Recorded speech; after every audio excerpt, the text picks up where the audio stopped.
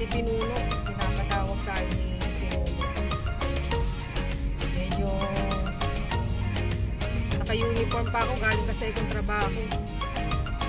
Doon ako didiretso. Ewan ko kung anong may pagagawa na naman si Pinuno. Okay lang naman kasi wala na tapos na ang trabaho. Doon ako dumiretso kaya hindi na ako nagpalit ng uniform. Mahaba-habang biyahe na naman. Kwento-kwento lang. Wala eh. Walang magawa eh. Mahaba-habang biyahe. Diba? Tingnan mo, hinarangan ng daan.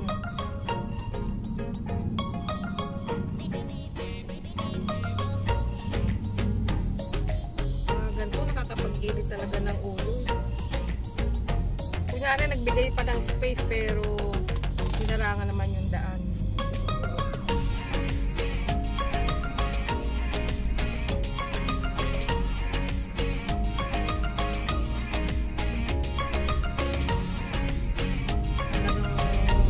Ang tao, iba-iba utak eh, no?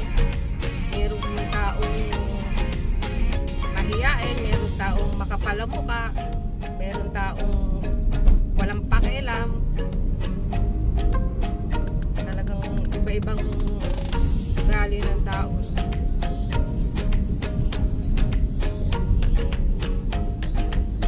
Samantalang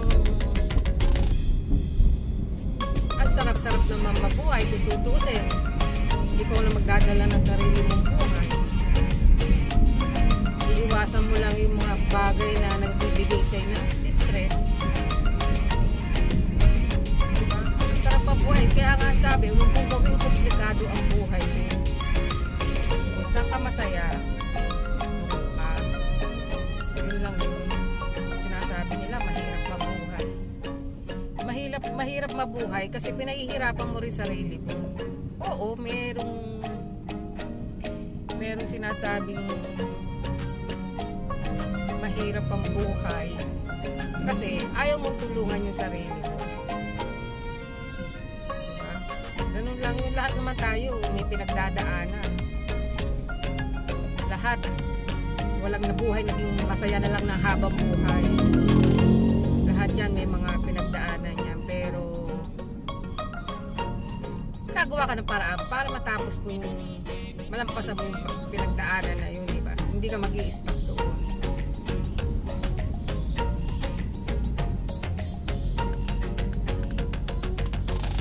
Sinasabing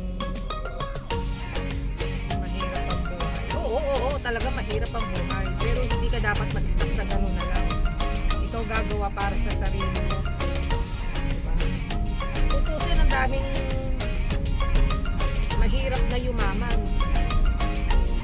Diba? Kasi hindi sila nag-stuck na lang sa ganun. Napakarami talagang mas maraming tutusin, mas maraming para sa akin lang may kanya-kanyang opinion naman yan. Para sa akin ay mas maraming yumaman na galing sa hirap. Kung meron man sigurong mga pinanganak na mayayaman, yun ay yung mga galing sa hirap talaga. Na magulang nila mayaman na kaya sila pinanganak na mayaman. Pero kung literal na lahat yan ang galing sa hirap. Diba? Yun.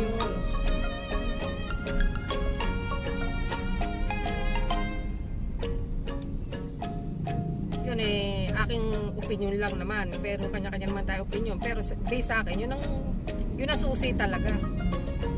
Huwag mong gawing mahirap ang buhay mo. Kumilos ka, mag-isip ka.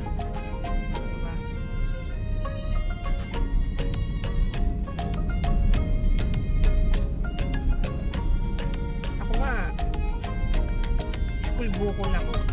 Minado ako doon, school bukol ako. Wala akong alam kundi maglaro na maglaro. Elementary pa lang wala na ako natupag kundi maglaro na maglaro hanggang sa mag-college ako.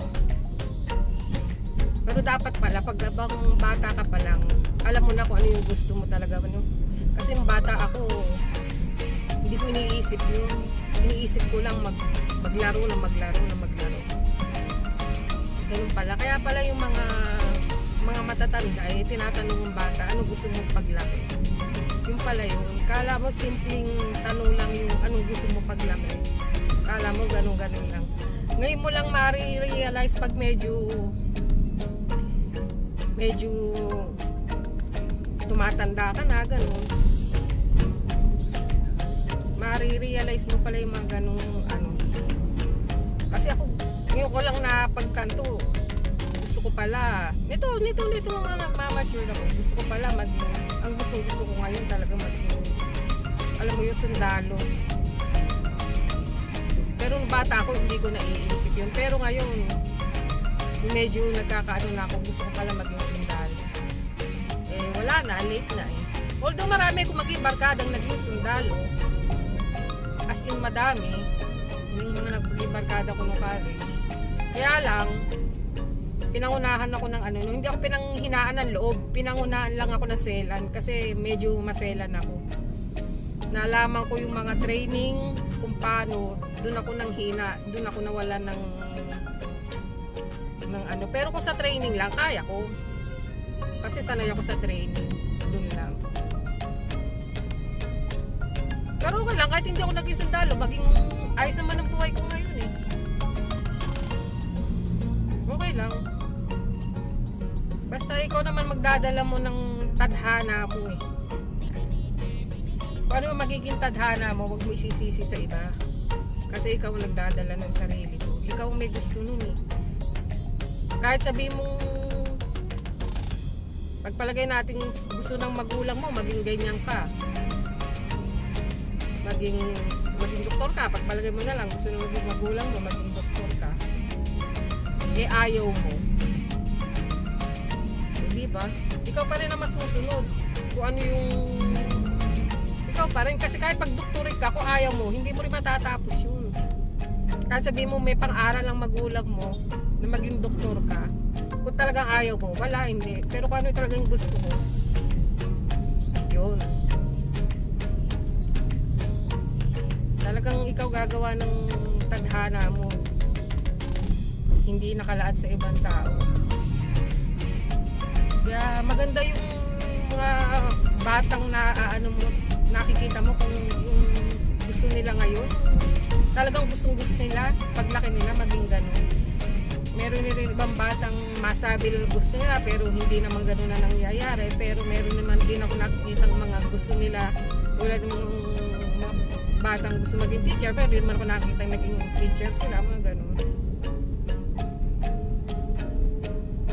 Kaya maganda pala yung bata palang ikaw, alam mo na yung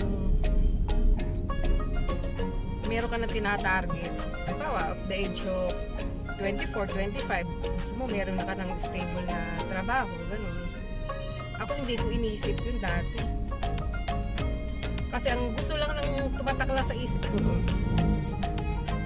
ang gusto lang ng tatay ko at nanay ko, makapagtapos daw ako, makapagtapos. Yun lang ang pangarap niya, makapagtapos. Yun lang ang pumasok sa isip ko.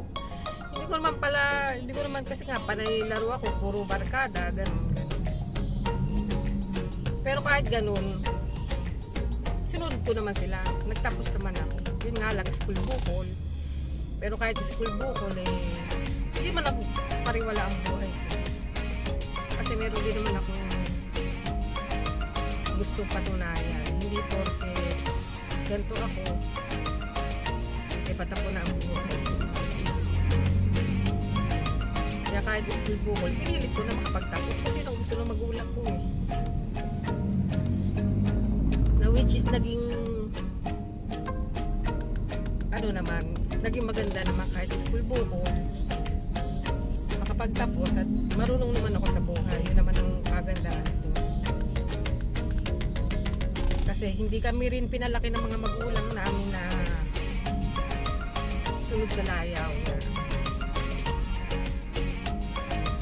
Ang sa amin ng magulang namin turo sa amin ng magulang namin kung may gusto ka, paghirapan mo. Wala kami naging magagaling ng laruan, damit, wala. Kung ano lang ang meron, yun lang. Kaya hanggang ngayon lahat ng meron ako, lahat yun walang tulong, sarili ko lang yun. Kasi doon kami pinalaki ng magulang. Huwag kang maghangad ng huwag kang maghangad, wala namang tawag dito, hindi mo naman makukuha yan basta-basta, lahat yan pinaghihirapan, which is totoo naman. Mas maganda kasi yung bagay na pinaghihirapan mo, kasi magiging ano magkakaroon ka ng value yan. Hindi mo siya basta pwedeng itapon pa, nagsawa ka na, hindi mo bagay. Kasi naalala ko pa noon elementary ako, kasali ko sa track and field. Ngayon uso nun uso pa nung break game, uso pa nung break game. Siyempre bata ka, gusto mo yun, yung meron kang gano'n. Ngayon binigyan ako ng kondisyon ng tatay ko. Ang sabi ng tatay ko, pag nanalo ka sa laro mo, kasi ano yun parang pag nanalo ka doon, pasok ka sa palarong pambansa. Pag nanalo ka doon sa laro mo, nag-first ka, nakapasok ka sa palarong pambansa, bibili kita ng break game. Diba? Siyempre tuwan-tuwa ako noon. Talagang yung nalaman ko, yung grabe ang practice ko, talagang practice kung practice ba, ganun ba? Practice kung practice. Tapos kasi tumanim sa isip ko yun pero po habang tumatakbo ako, nasa isip ko break game. O yun, awa ng Diyos naman nanalo naman at naibili naman ako ng break game ng tatay ko. Yun ang mga magagandang bagay talaga na talagang paghihirapan mo.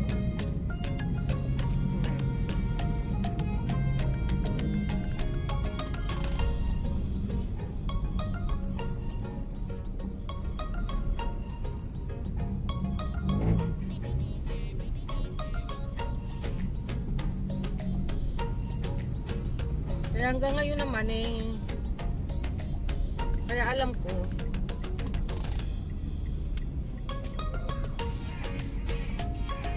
kahit ganito ako,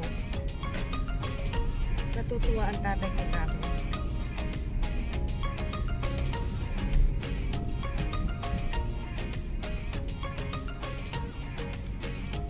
Kasi hindi naging pariwala ang buhay ko. Although hindi ko sinasabing perfect ako.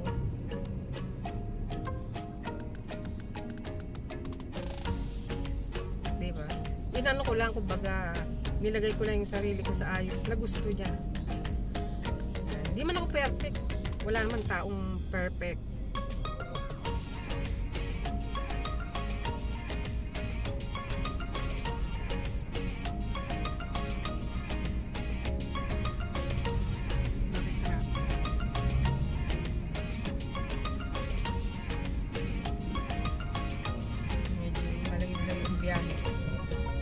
Parang madilim pa, uulan pa.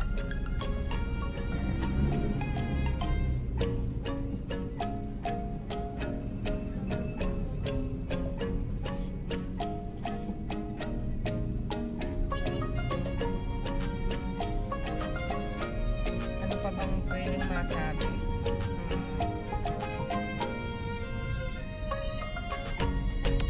Sa ano kasi, magkakapatid, tatlo kami babae. Yan. Ay, dalawa pala silang babae, ako alanganin. Yan. Ako bunso. Yan. Ako bunso sa amin. Nag-iisang junior ni Budoy. Budoy kasi yung bansag niya tatay. May kanya-kanya kasi ng bansag niya.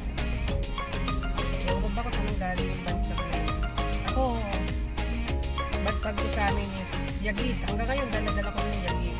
Yagit kasi nung panahon namin, merong palabas na batang yagit. Alam yan ng mga batang 80s yan. Kamukha ko daw kasi si Jocelyn. Tsaka lagi akong andusin ko noon. Mukha ko talagang yagit. Kasi nga lagi ako nasa labas. Naglalaro ako ng mga Jolen, Tex, ganyan. Uuwi lang ako pagkakain na. Kaya tinawag nila akong yagit.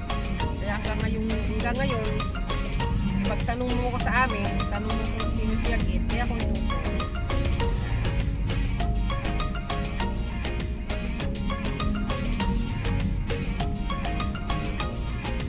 Hindi mo na maalis yun eh. Not unless kung maalis ka sa lugar mo. Yun lang mawawala yung mawawala kasi may mga tumatawag pa rin naman sa'yo ng ilagay. Tingin ko talagang hindi na mawawala yun. Pero okay lang, kahit tawagin nila ako yan. Wala mga masama. Tsaka pinalaki ako. Cute nga eh.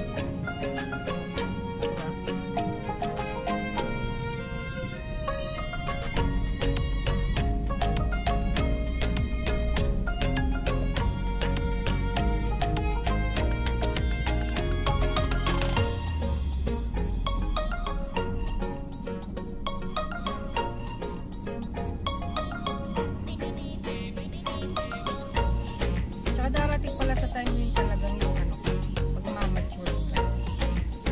O siguro hindi rin naman lahat, pero talaga totoo pala yung darating yung time yung utak mo magiging mature. Kasi ako talagang wala akong naisip talaga mula nung hindi ko talaga naisip yung mga kailangan pala yung mature ka. Kumbaga dati naisip ko lang puro happenings eh, ganun. Kasi talagang mabarkada ako sobra. Hindi naman ako mabarkadang yung ligaw na landas. Mga barkada ko maayos din. Kasi talagang dati, talagang ako, Diyos ko po Lord. Uuwi na lang siguro ako ng bahay namin pag wala na akong damit eh. Tapos uuwi ako ng umaga. Hapon, alis na ako. Uwi naman ako noon, mga ilang linggo na naman. Ganun lang ang trabaho na parang, alam mo, wala ako iniisip, hindi mag-happiness, ganun. Hindi ko naisip yung mga pagdating na future, ganun. Pero ngayon, darating pala talaga yung mga ganun bagay na mag-isip na para sa future. Dati kasi,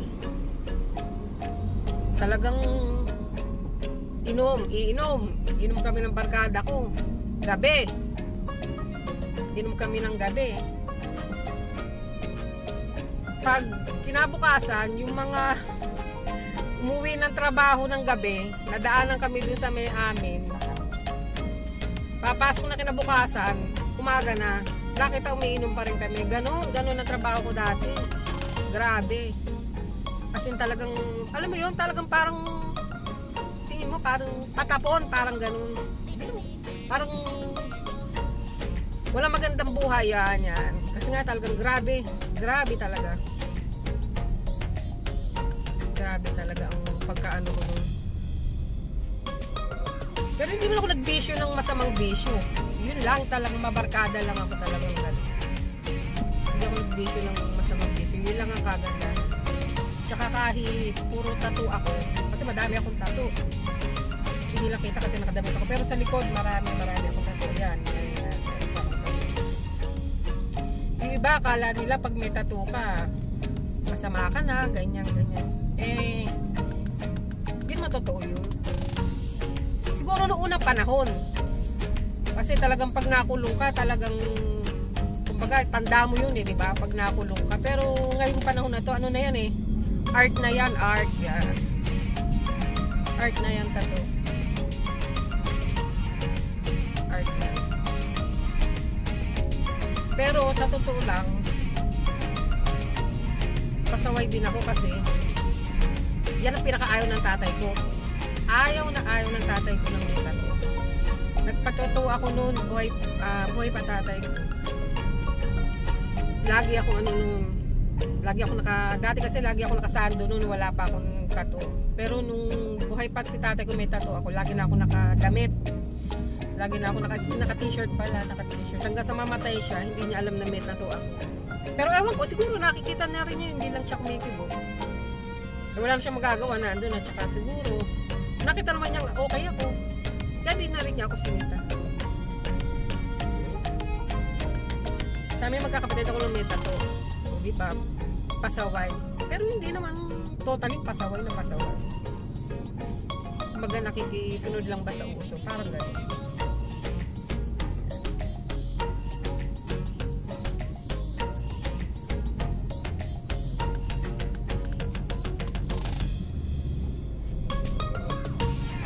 Tsaka sa mga kaibigan ko, halos magaganda naman ang ano. Magaganda naman ang buhay namin, mga barkada ko. Magaganda naman ang buhay namin. Hindi kami yung mga patapon din ng buhay. Hindi lang ang kagandahan. Nabarkada ko sa tama. Okay lang naman bumarkada ka basta nasa tama. Alam mo yun. Okay lang. Hindi masamang bumarkada. Mamimili ka lang talaga ng babarkadahin.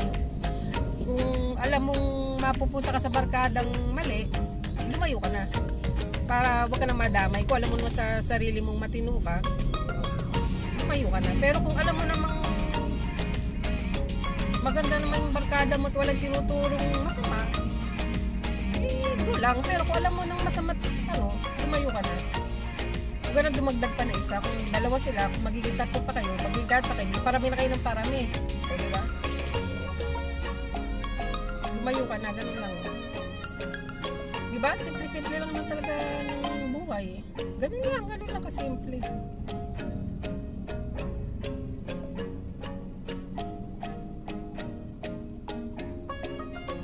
Medyo traffic.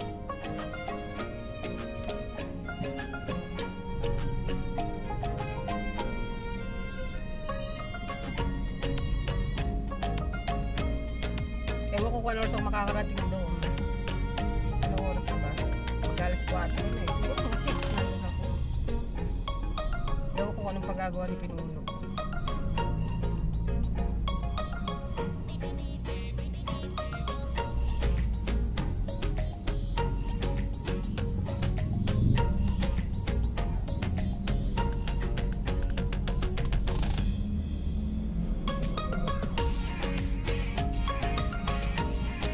Hindi, mamaya na lang.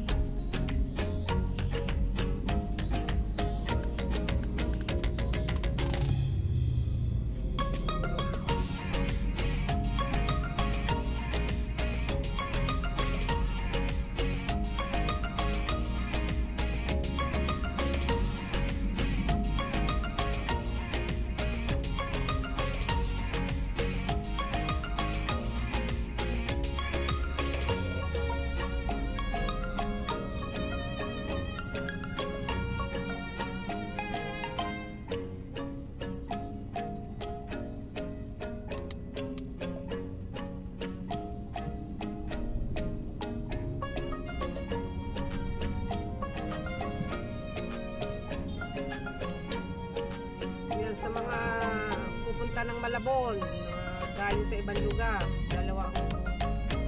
Isa to sa daanan papasok na Malabon. Nasa ano tayo, parte ng Valenzuela.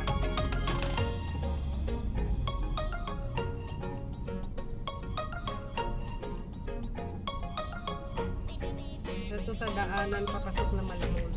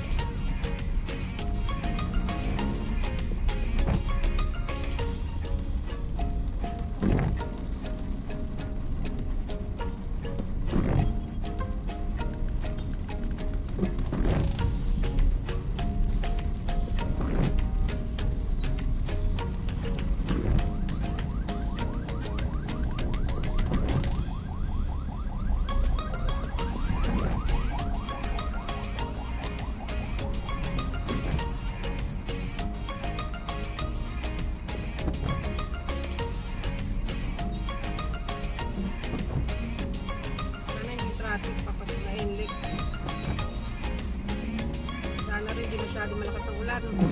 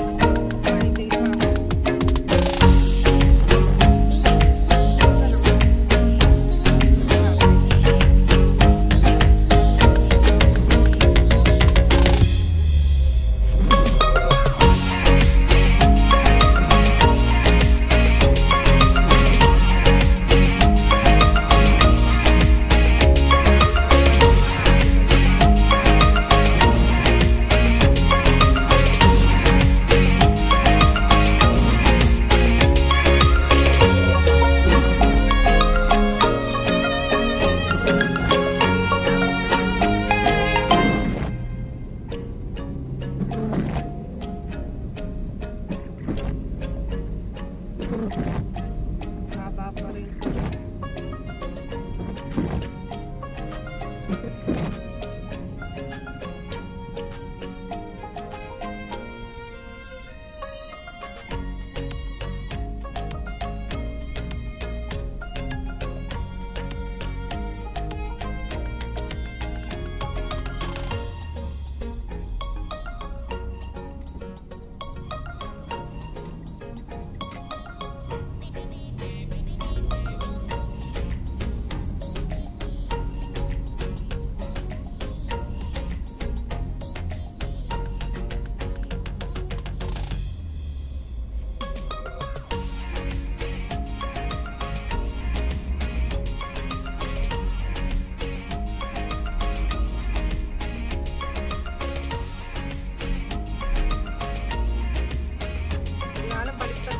RFID na mahaba pila, pambihira. Ang kasya ngayon ang walang pila. Ang saya, di ba?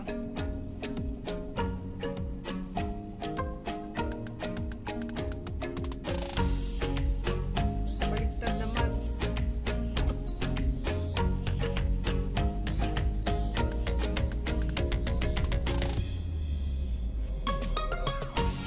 Dati RFID ang walang pila.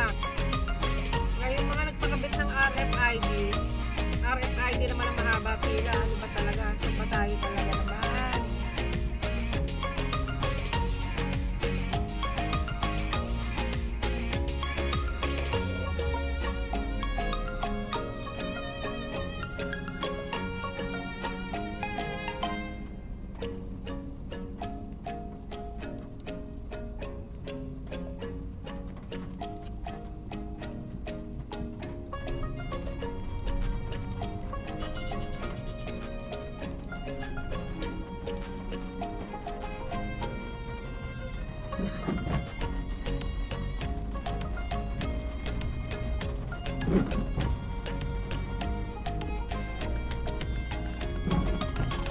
Bakit meron pa rin sa cash? Akala ko hindi na papapasukan ng cash.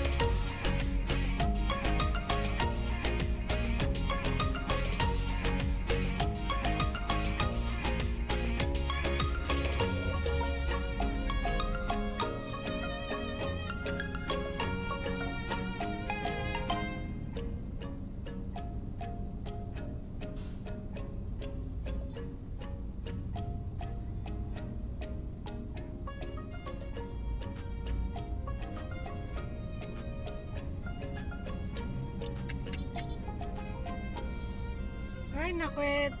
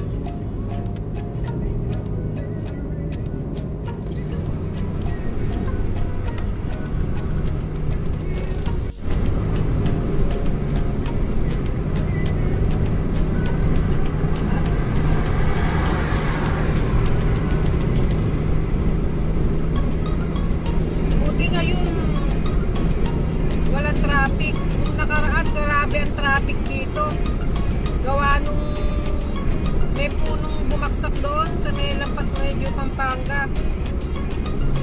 Grabe talaga yung sobrang traffic, mga nagpatay na ng makina talaga yung mga sasakyan papuntang north. Kami pauwi kami kaya nakita namin yung hindi kami na traffic kaya kita ko yung mga sasakyan na buti ngayon hindi traffic. Sana mga 5:30 nandun na ako.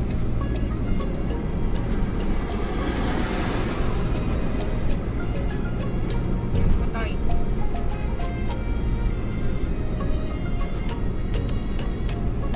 Hindi naman traffic.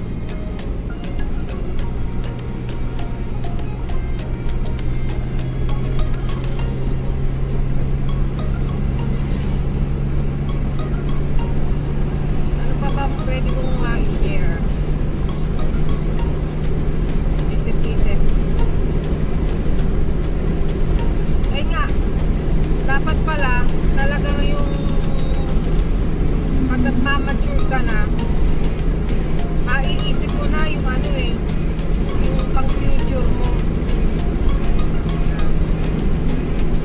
Kasi ako wala na akong iniisip ngayon kundi yung pang future Kumbaga yung mga naranasan ko nung mga kalokohan nung mga kabataan ko kumbaga okay na sa akin, na-experience ko na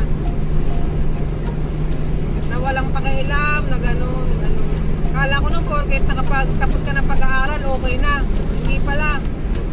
Dapat pala pag nagka-graduate ka na, panibagong step na naman pala ng buhay yung ganun pala yun. Hindi porket sinasabing nakapagtapos ka hito ka na lang kung nakapagtapos.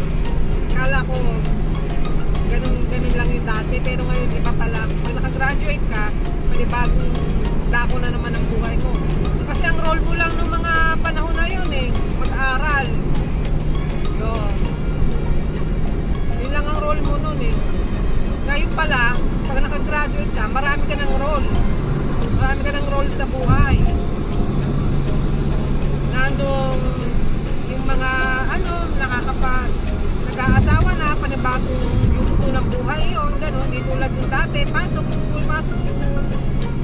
Ngayon pag nakagraduate ka na, iba naman. Ang role mo naman, opisina, maghanap ng trabaho, kung nakahanap ka, bahay, trabaho, kung nagkaanak ka pa, talaga mo pa yung anak mo, kasi yung asawa mo, gano'n pala. Kaya talagang pag nagmamature ka, talaga dapat pala talaga yung pinaghahandaan mo yung future mo. Huwag kang kumangat maaari nga. Kung nakapag-trabaho ka na, kumbaga, enjoy mo na Enjoy mo na yung sahod mo. Yan. Ilaan mo na sa magiging future mo. Although, okay rin naman, tulad ko, nagtatrabaho ako kasi meron akong pangangailangan, meron din akong mga obligasyon. Yung aking pangangailangan ko, wala akong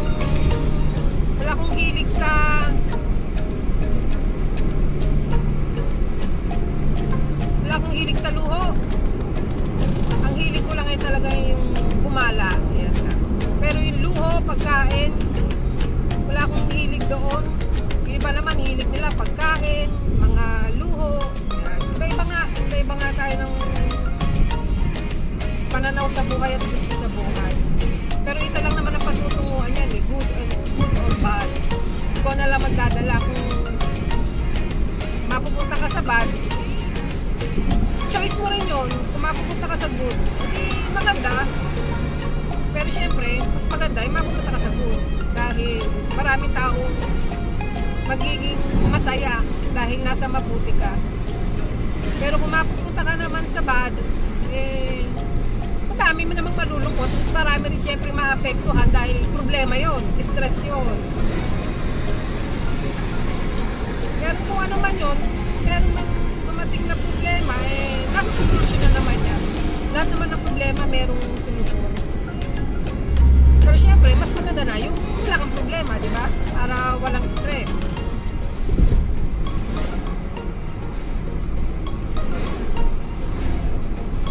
Kaya talagang ikaw talaga magdadala ng sarili mo. Wala namang iba tutulong sa'yo kundi sarili mo.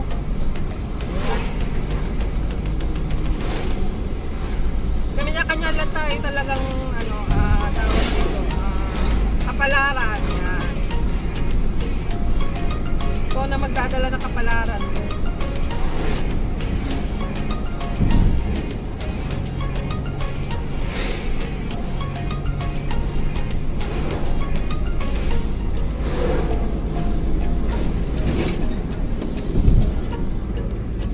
Bait, may pulis, may patrol, mabait lang.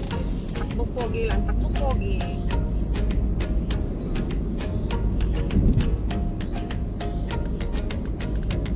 Kasi mamaya pag hindi ka nagtakbo pogi, nandun ka sa toll gate, harangin ka niya. Takbo pogi lang.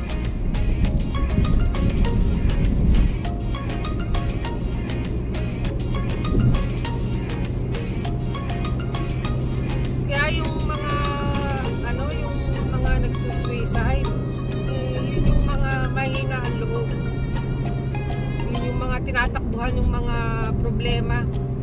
Hindi naman dapat mo takbuhan yung problema unang-unang gagawin mo dyan pagkaroon ka ng problema, solusyon. Hindi mo dapat tinatakbuhan na kahit anong problema yan, kahit saan ka magpunta, kung hindi mo gagawa ng solusyon, susundan ka nyan. Pero pag nasolusyonan mo, hindi tapos. Diba? Simple lang ganun lang naman yun pag di mo tinapos yung problema, kahit saan ka magpunta, susundan ko nyan. Kaya pa nagka-problema ka, isipin mo na kaagad yung solusyon. Hindi naman solusyon yung takbuhan mo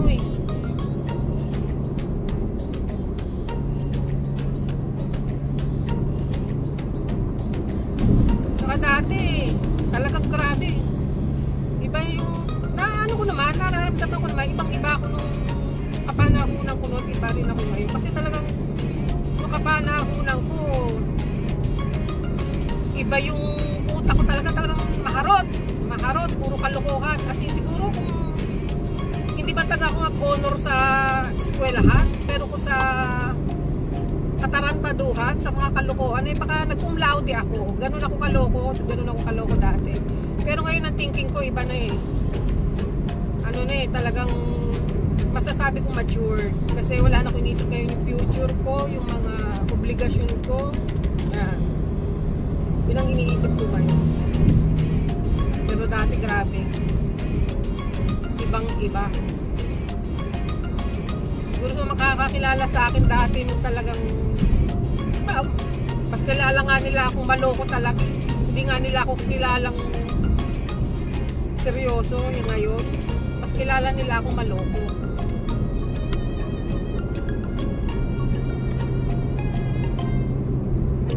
Yan ako. Although meron pa rin kulit sa pero hindi na ganun kakulit, hindi na ganun kaloko yan. May mga kalokohan pa rin pero hindi na ganun kaloko. Kasi ngayon, dati walang pakailam kumbaga, masagasaan mo, ganun Pero ngayon, iisipin mo na yung masasagasaan mong tao. Ganun, mag-iisip ka na makakasakit ka ba?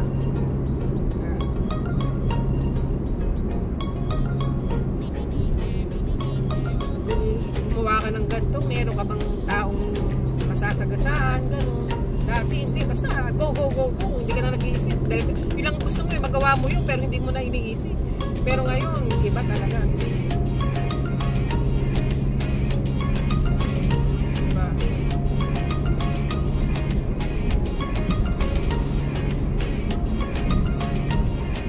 Pero pag medyo maganda yung mood ko, nakainom, ay doon medyo lumalabas na naman yung kalukuhan ko yan. Pero bihirang-bihira na yung hindi kumpara dati, napaka-madalas. Pero ngayon napaka-bihira na.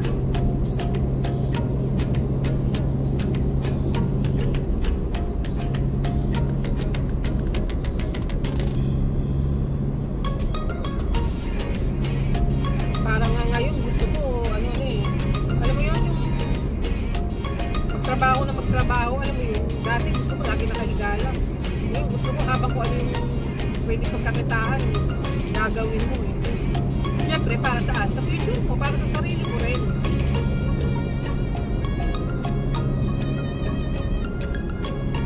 dati. Thinking ko, sabi lang, makapagtapos. Hindi nagtapos ako.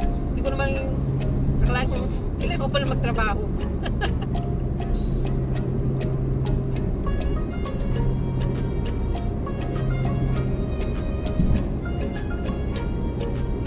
Ngayon, ang bang ipagkakakitaan at alam mong maayos na mapagkakakitaan, go, go, go, go.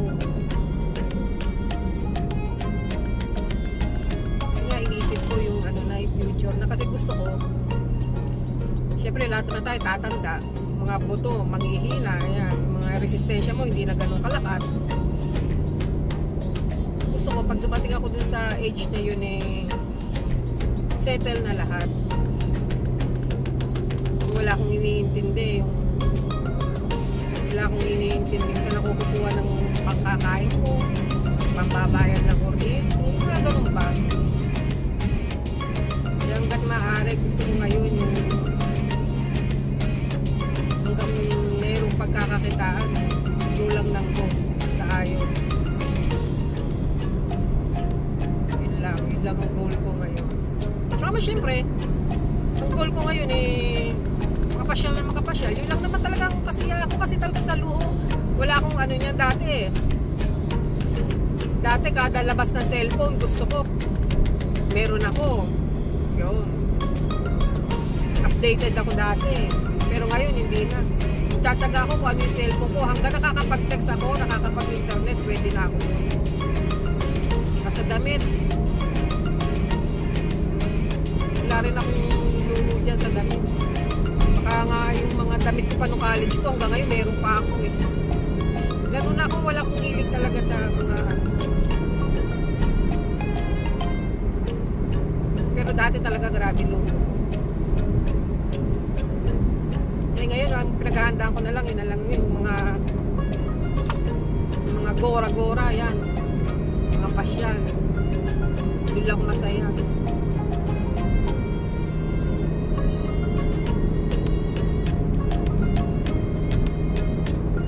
Hindi nga lang ako medyo makalayo-layo ngayon gawa nga ng sitwasyon.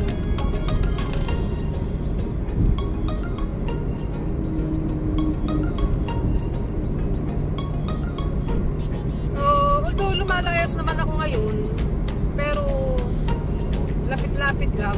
Pero tsaka syempre ingat ka pa rin dahil hindi naman sigurado nga gawa nga ng sitwasyon. Syempre kahit gumagala ako, gusto ko pa rin yung uuwi ako na meron akong panlasa, diba? Kaya ayoko pumunta dun sa mga crowded dahil gusto ko uuwi akong may panlasa. May panlasa pa rin.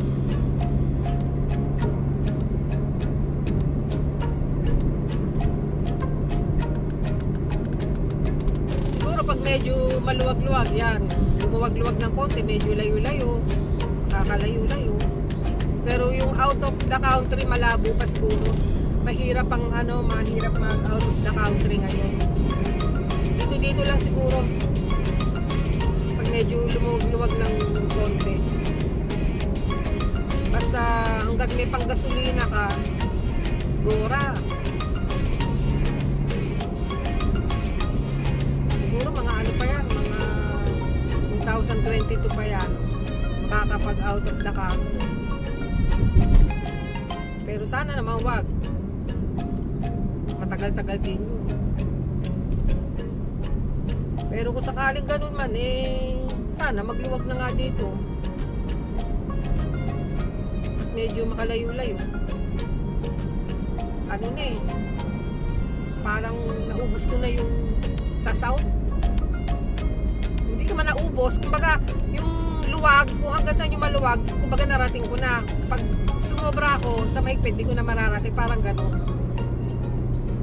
Kaya pag medyo lumuwag-luwag, another adventure si Harry Boy. Sa north medyo mahirap medyo mahigpit sa north, pero sa south medyo maluwag-luwag. Dito pa lang sa north parang papasok ka ng Subic, bawal. Makakapasok ka ng Subic, pero dun sa Subic na yung ano, hindi eh. Maaara kasi sinubukan na namin nun. Ang dami na namin nadaan ng checkpoint, nagbayad. Siguro mga nakadalawang checkpoint kami, pinalagpas kami. Tinanong kami sa pupunta, Subic. Pero dun sa pinaka-gate ng Subic, yun, hindi kami nakapasok. Diba ang sad? Ang dami mong dinaan ng checkpoint na pumayag. Pagdating doon, hindi ka rin nakapasok. Wala rin. Di sayang lahat. Sayang ang toll, di sayang ang gasolina. Pero okay lang. Kasi talaga lahat yung subok lang naman yun eh. Hinahanapan kami ng ano, ng travel pass. Kaya pag halimbawa, naghahanap ako ng pupuntahan,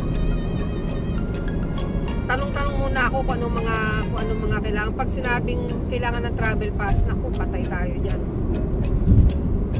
Magkano pa swab test? Mahal pa sa gagasusin mo sa pupuntahan mo, edi hanap ka na lang ng iba. Diba?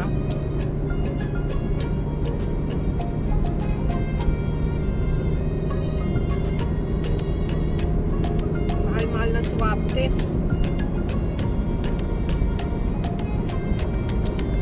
Kung ganun eh, maghanap ka na lang iba, kuya manahimik ka na lang sa bahay.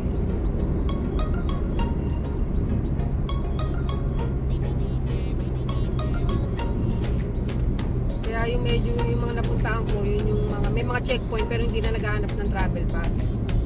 Sana sa susunod, medyo malayo-layo na. Eh ngayon, dito lang ako eh. Eh pinuno lang ako ngayon. Pero ewan ko lang.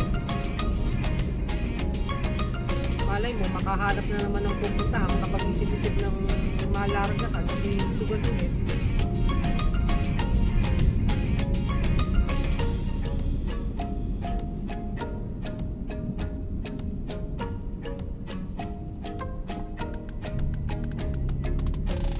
Dito ang Los Bacomares, 1.5 hour.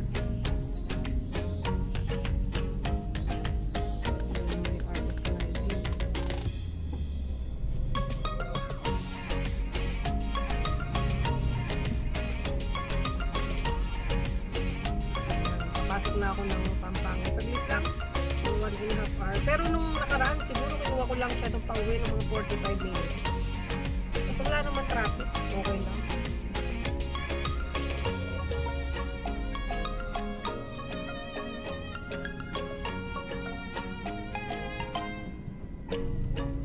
Mamaya ulit. Lapit na ako. Dito na ako.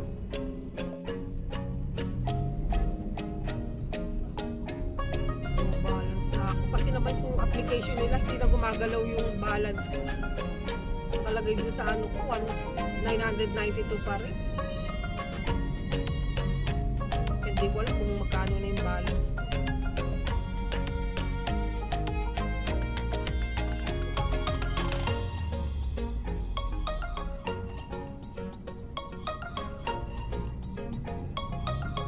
Maaga pa rin. Expected makakarating ako ng alas 6.